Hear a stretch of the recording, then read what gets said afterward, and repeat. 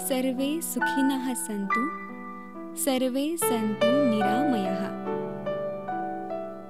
आरोग्य पत्रिकेचा साप्ताहिक कार्यक्रम निरामय.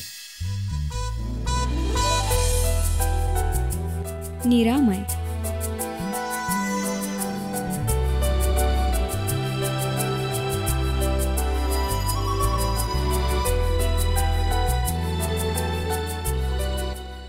निरामय.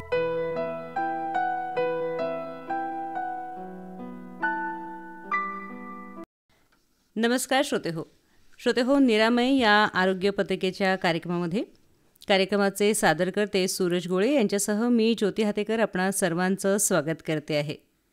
आज आपण बोलणार आहोत मूळव्याध या आजाराविषयी आणि त्यासाठी डॉक्टर भारती मुठाळ यांना आपण आपल्या आकाशवाणी अकोला केंद्राच्या स्टुडिओमध्ये आमंत्रित केलेलं आहे. मॅडम, माझा पहिला प्रश्न असा आहे की पाईल्स मूळव्याध म्हणजे काय, आपण ते थोडं सविस्तर आपल्या श्रोत्यांना सांगूया. अच्छा, पाईल्स, मूळव्याध, बवासीर, व्याधमुळी हे सगळे एकच शब्द आहेत, मराठी, हिंदी, इंग्लिश. आणि त्याचं एक सायंटिफिक जर नाव बघितलं तर हिमोरॉइड्स येतं. हिम म्हणजे ब्लड आणि रॉइड्स म्हणजे पाईप, म्हणजे नळीमधून जेव्हा रक्त जातं. तुम्ही कधी व्हेरिकोज वेन्स नाव ऐकलं असेल. जे कंटिन्युअस लोक उभे राहतात त्यांना पायांच्या नसा फुलतात, त्याला आपण व्हेरिकोज वेन्स म्हणतो. तर पाईल्सला आपण गुदद्वार किंवा ॲनस किंवा शीच्या आजूबाजूच्या नसा फुलतात, स्वेलिंग होते, राईट. म्हणजे व्हेरिकोज वेन्सच आहे एक प्रकारची, पण ती जागा चेंज झालेली आहे, राईट. तर त्याला आपण जेव्हा पण काही खाणे पिणे थोडंफार इकडे तिकडे झालं आहे, लाईफस्टाईल पूर्ण चेंज झाली आहे, कॉन्स्टिपेशन, या सगळ्या कारणांमुळे तिथल्या ज्या व्हेन्स असतात, रक्तवाहिन्या, त्या फुलतात, सूज येते. आणि जी ती सूज येते, जो हाताला कोंब लागतो, त्याला आपण पाईल्स म्हणतो. मग आपण असं म्हणू शकतो का की हे जे गुदद्वार आहे, इथे होणारा कुठलाही आजार म्हणजे मूळव्याध असतो? अजिबात नाही. त्या ठिकाणचा होणारा प्रत्येक आजार म्हणजे मूळव्याध नाही. सर्वात महत्त्वाचा गैरसमज. कारण आज मी बघते जे पेशंट्स येतात माझ्याकडे, काही पण असं तरी मला पाईल्स आहेत, मला मूळव्याध आहे.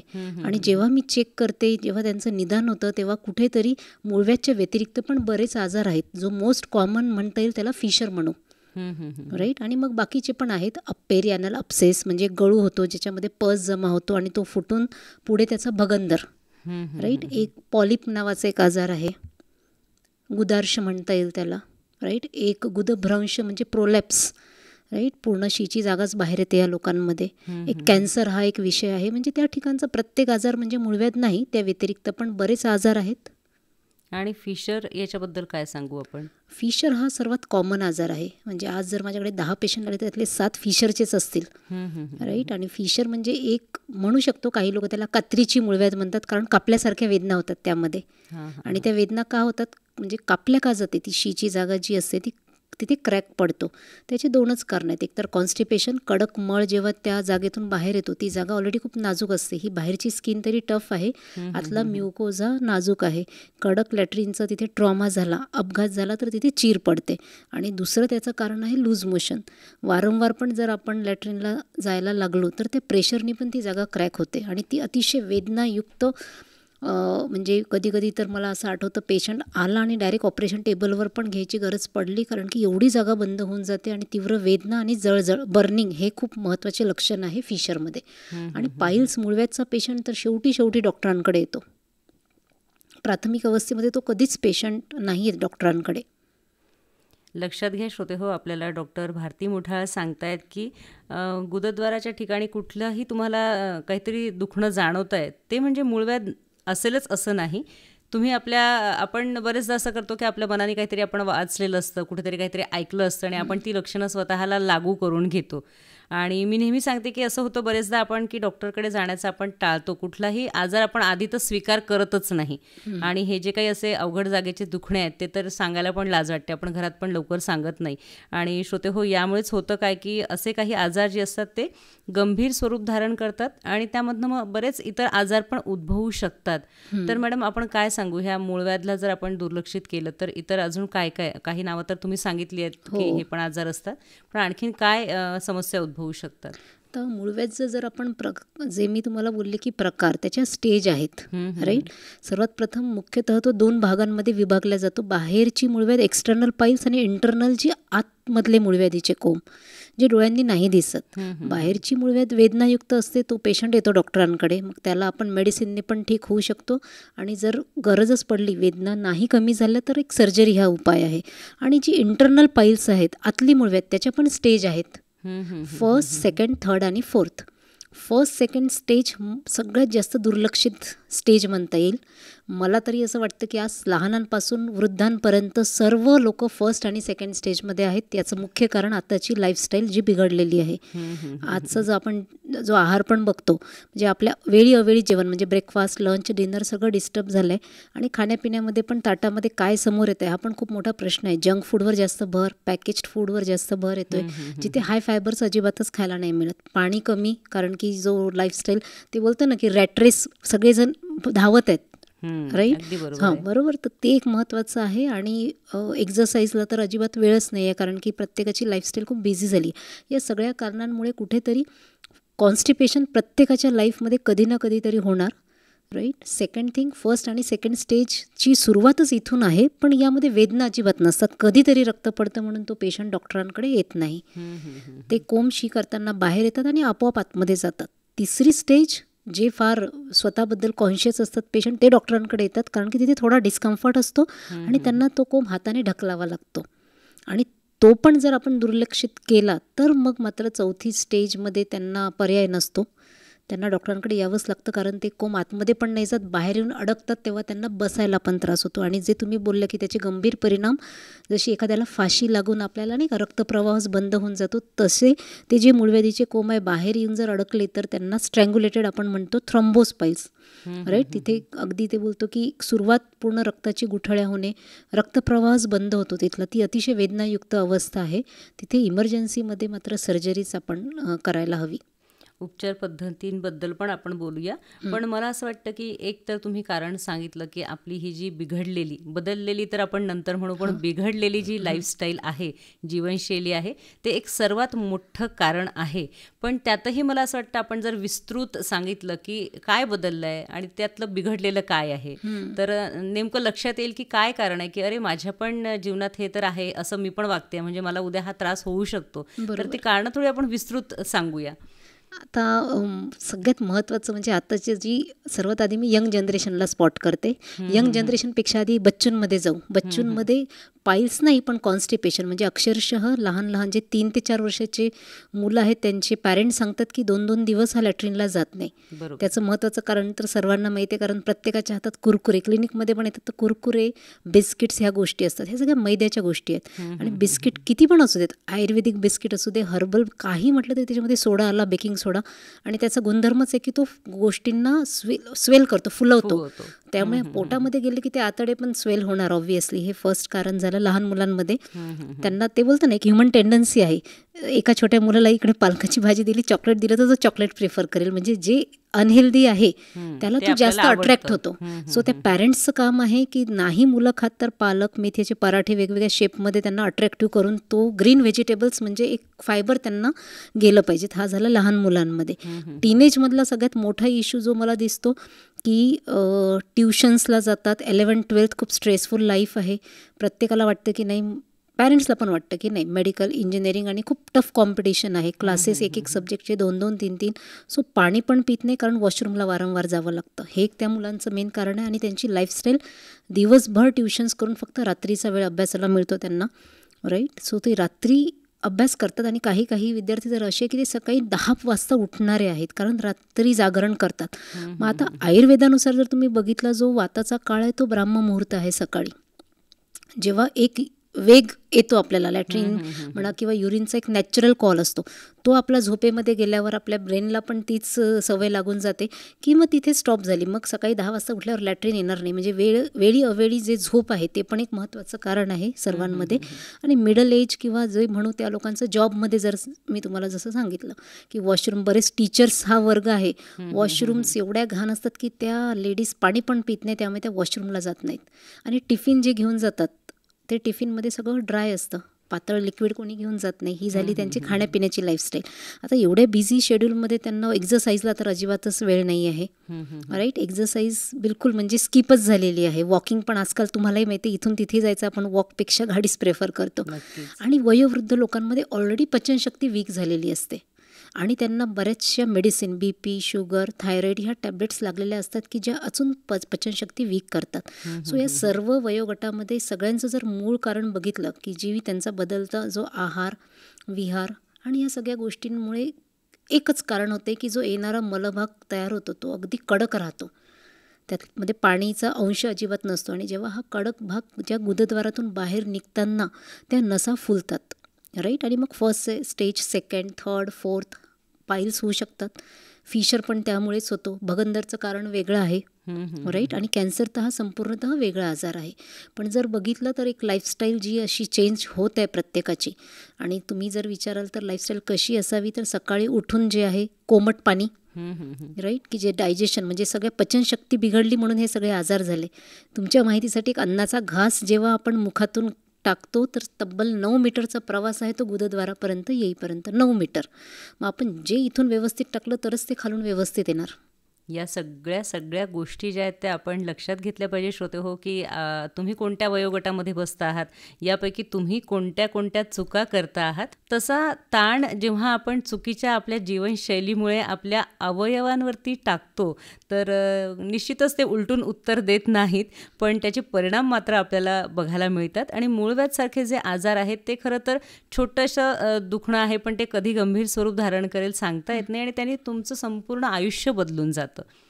मूळव्याधचे जे सुरुवातीचे जे स्टेज आहेत मॅडम, तर त्याचे जर आपण लक्षणं सांगितलेत तर अगदी मुलांमध्ये तुम्ही सांगितलं की ते 2-2 दिवस शिला जाणार नाहीत, म्हणजे कोणालाही मूळव्याध होऊ शकतो जर तुम्ही लक्ष दिलं नाहीत.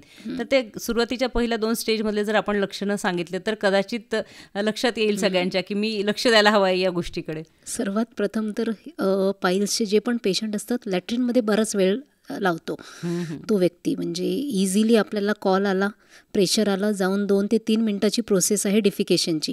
पण हे लोक 15-15, 20-20, काही लोक तर अर्धा तास पण बसणारे आहेत. त्यामुळे काय होतं, लॅट्रिन येत नाही आणि त्या नसा विस्फारित होतात. मग सुरुवात तिथूनच होते, फर्स्ट स्टेज, सेकंड स्टेज. मग आता जास्त प्रेशरने त्या फुटणार आणि रक्त पडणार. राईट, सो कुठेतरी यांची सुरुवात जी, जसं मी बोलले की अन्नाचा जो घास आहे म्हणजे अपचन म्हणजे अर्ध पसलेलं अन्न, जे म्हणतो ना आपण कधी इडली डोसा बनवतो त्याचं जे फर्मेंटेड बेटर असतं तसं अर्ध पसलेलं अन्न आतड्यांमध्ये तसंच राहतं या लोकांच्या. त्यामुळे मग ॲसिडिटी, डोकेदुखी हे सगळे आजार तिथून सुरुवात होतात. पचनसंस्था बिघडली की जो येणारा मलभाग असतो, देवाने जे आपल्याला आतडे, छोटे आतडे, मोठे आतडे जे दिले आहेत, तर मोठ्या आतड्यांमध्ये छोट्या आतड्यांनी जे पण काही ॲब्सॉर्ब केलेला जो मल आहे मोठ्या आतड्यांमधून रेक्टम या एका अवयवामध्ये जमा होतो. जेव्हा रेक्टम पूर्ण भरलेलं असेल तेव्हाच आपल्याला ब्रेनला सेन्सेशन येतं की मला लॅट्रिनला जायचं आहे. राईट, आणि लॅट्रिनला जाण्याच्या जेव्हा तिथे लॅट्रिन जमा होते आणि या पाईल्समुळे त्या नसा ज्या फुललेल्या असतात तर अगदी पूर्ण ते कव्हरअप करतात आणि स्टूल तिथे येऊन अडकतो. आणि जेव्हा हे व्यक्ती जोर करतात तेव्हा त्या नसा फुटतात आणि रक्त जातं. जसं मी तुम्हाला आधीच बोलले की फर्स्ट आणि सेकंड पेनलेस ब्लिडिंग हीच एक कंप्लेंट आहे. त्यामुळे ते लोक डॉक्टरांकडे खूपच कमी येतात. आणि जेव्हा रक्त जाऊन 7-6 ग्रॅम राहील त्या लोकांचं, तेव्हा कुठेतरी हिस्ट्री विचारली तर ते सांगतील की हो कधी खालून पण रक्त जातं. वेदना नावाची स्टेज फर्स्ट आणि सेकंड स्टेजमध्ये नसते. थोडं डिस्कम्फर्ट असतो की काहीतरी वेगळं होत आहे तिथे. त्यामुळे प्राथमिक अवस्था जे बोलतात ना, ज्यांना स्वतःच्या शरीराचं चांगलंच नॉलेज काही असतात रुग्ण, अदरवाईज काही तर एवढे टाळाटाळ करतात की त्यांना एक तर पेशंट माझ्याकडे तिचं फक्त 3 ग्राम ब्लड झालं, आज ब्लड नाही गेलं म्हणून ती माझ्याकडे आली, आत्तापर्यंत रोज ब्लड जात होतं. म्हणजे खरं तर आपण लक्ष देणं हीच सगळ्यात पहिल्यांदा मला असं वाटतं आरोग्याची गुरुकिल्ली असते. लहान मुलांच्या बाबतीत आपण सांगितलं की वेडवाकडं काही पण खात राहतात आणि त्यामुळे पण त्यांचे पचनाचे त्रास होतात किंवा ते अतिशय खेळत राहतात. आजकाल तर मोबाईल नावाचा जो प्रकार आपल्या हातामध्ये आलेला आहे त्यामुळे पण मुलं काय आणि सगळे मोठे पण काय खाणं पिणं विसरले आहेत. वेळेवरती न खाणे, भरपूर वेळेपर्यंत मोबाईल बघत बसणे, यामुळे पण हा गंभीर प्रकार होतो.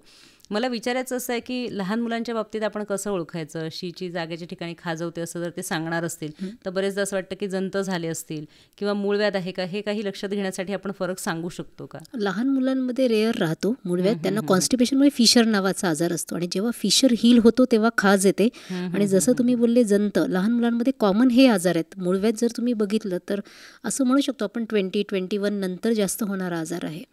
लहान मुलांमध्ये कॉन्स्टिपेशनमुळे फिशर नावाचा आजार आणि एक पॉलिप नावाचा आजार आहे जो मुलांमध्ये कॉमन असतो आणि जेव्हा हार्ड स्टूल तिथे लागते तेव्हा तिथून ब्लिडिंग होतं.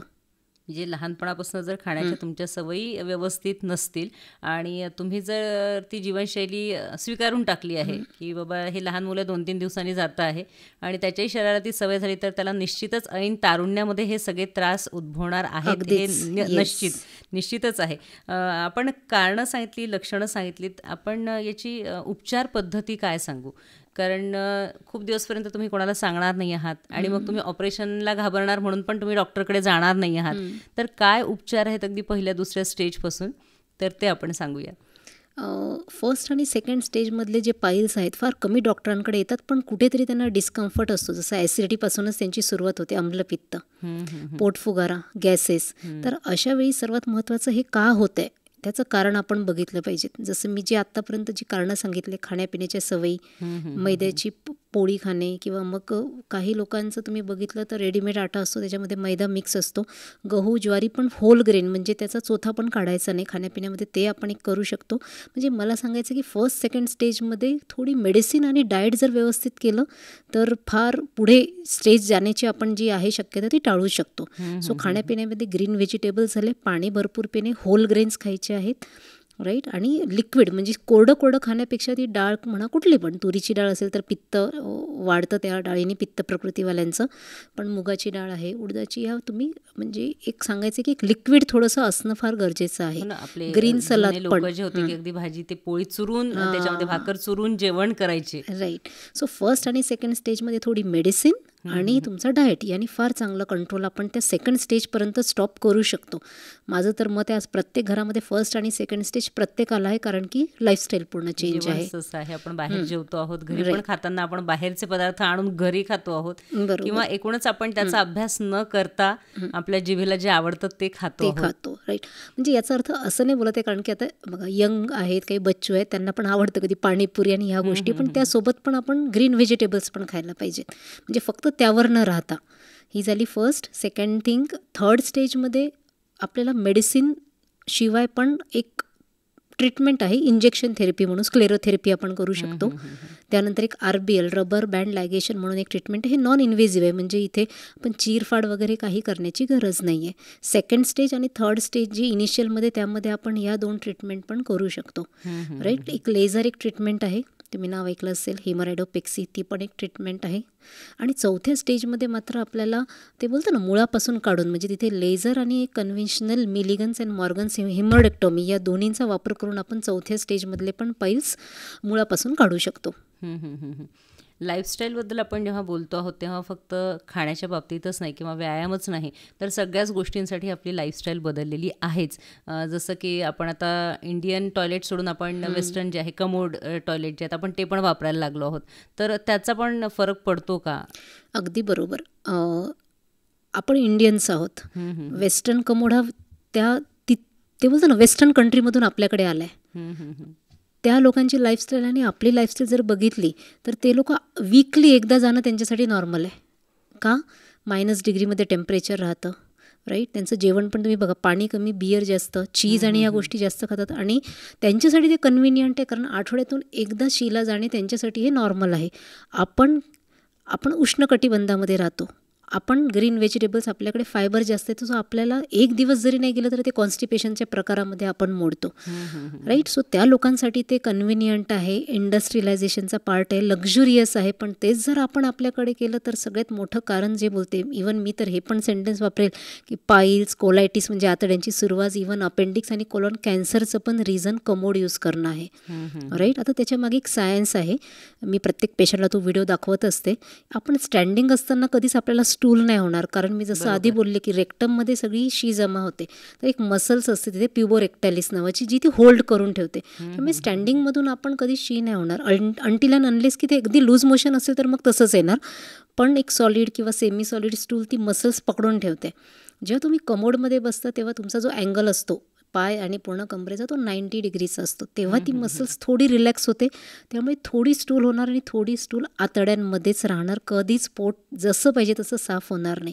आणि जेव्हा स्क्वॅटिंग म्हणजे इंडियन, जेव्हा दोन्ही पाय पोटाजवळ येतील तो अँगल 35चा होतो आणि तेव्हाच ती प्युबोरेक्टॅलिस मसल्स पूर्ण रिलॅक्स होते आणि आतडे क्लीन होतात. पण आता तुम्ही जर बघितलं की वयोवृद्ध आहेत, ज्यांना कमरेचा त्रास आहे, गुडघे नाही वाकत, त्यांच्यासाठी जनरली आपण कमोड सजेस्ट करतो, कारण की गुडघे जेवढे कमी वाकवले तेवढे चांगले आहेत. कोणाचा ॲक्सिडेंट झाला असेल किंवा या गोष्टींमुळे कमोडशिवाय पर्याय राहत नाही, तर अशा लोकांनी काय, ज्यांना पॉसिबल आहे त्यांनी इंडियन यूज करायचं. आणि या जो मी आता फॅक्टर सांगितला, एज फॅक्टर आहे किंवा ॲक्सिडेंट किंवा ज्यांची कंबर आणि गुडघेचा त्रास आहे, कमोड यूज करायचा, पण त्याखाली एक स्टूल ठेवायचा, जेणेकरून ते स्टूलवर पाय ठेवायचे आणि आपला जो अँगल आहे 90चा तो 35 डिग्रीचा झाला पाहिजे. राईट. सो कमोड ही जी आहे वेस्टर्न कंट्री आहे, सो त्यांच्यासाठी ते नॉर्मल आहे, पण आपल्यासाठी पण मूळव्याध होण्याचं एक महत्त्वाचं कारण आहे.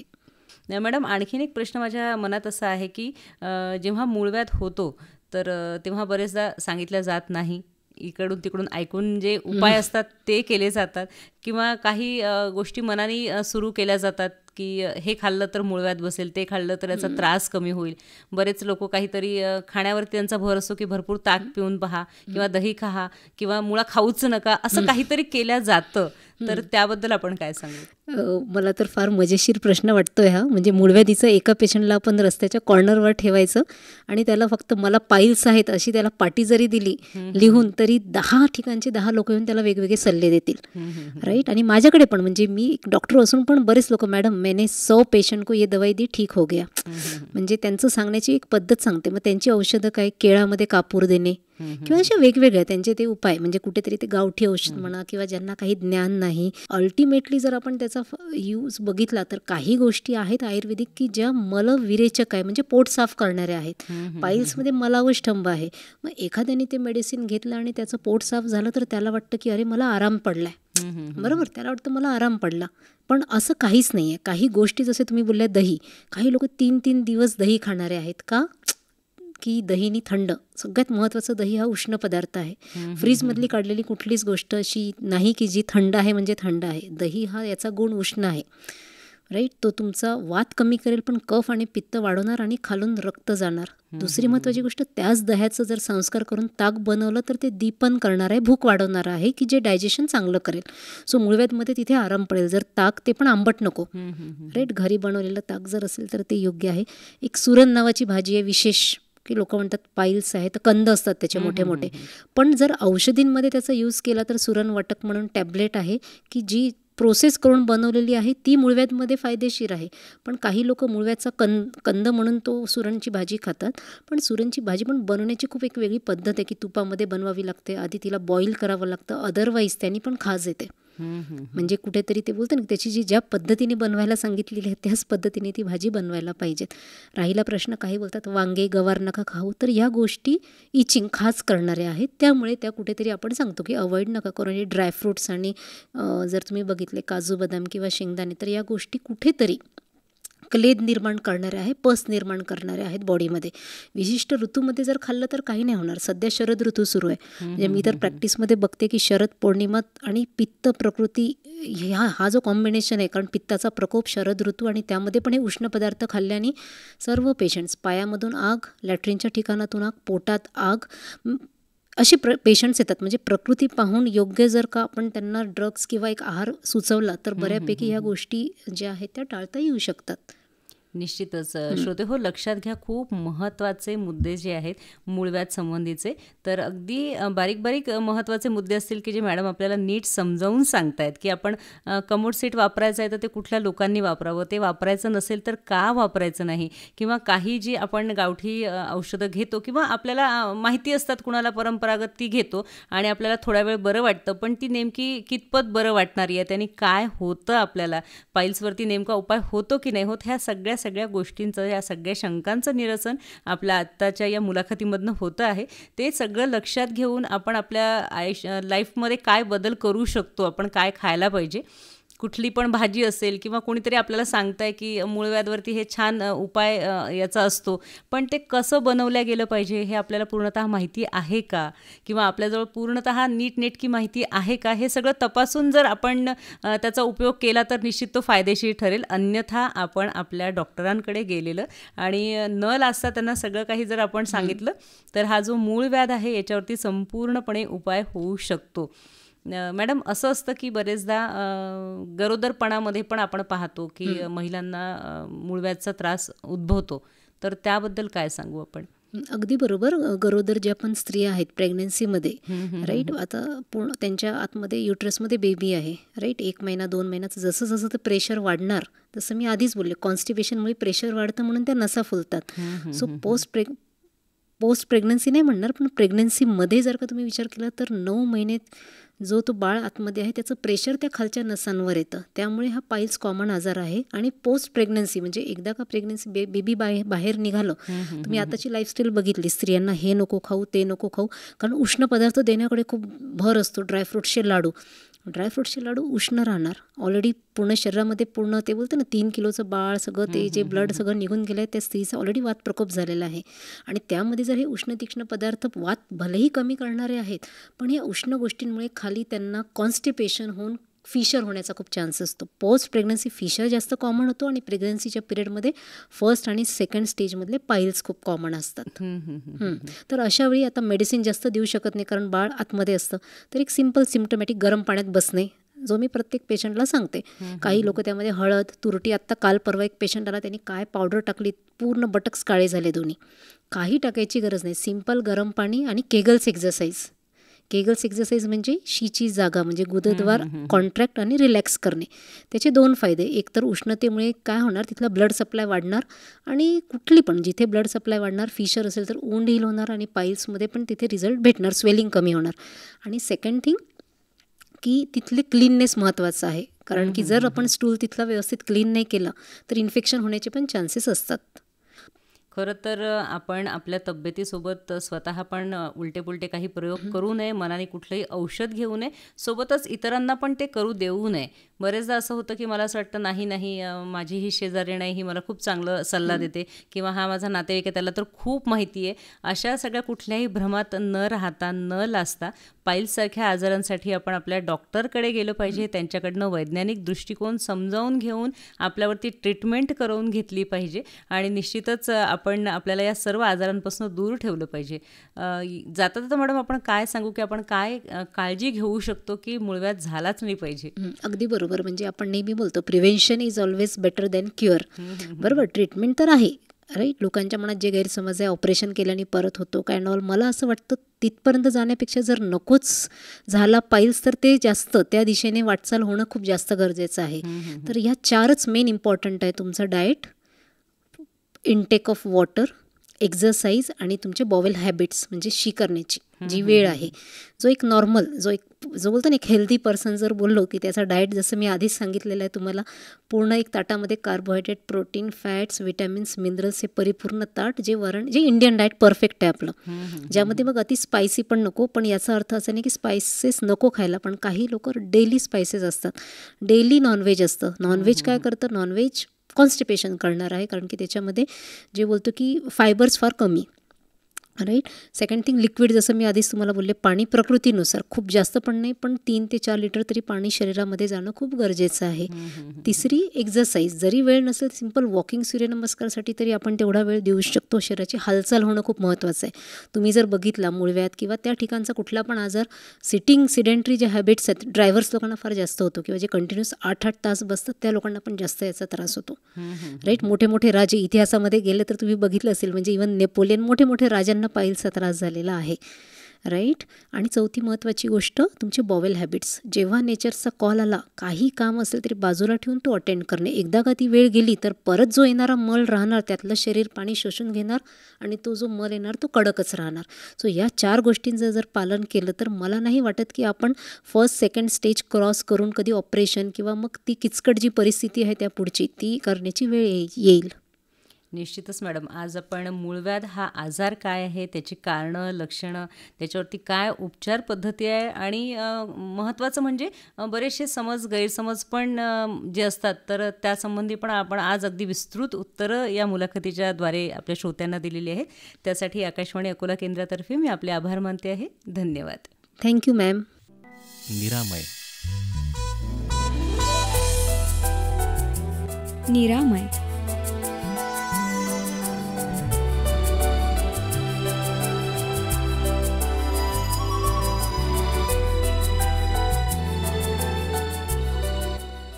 निरामय.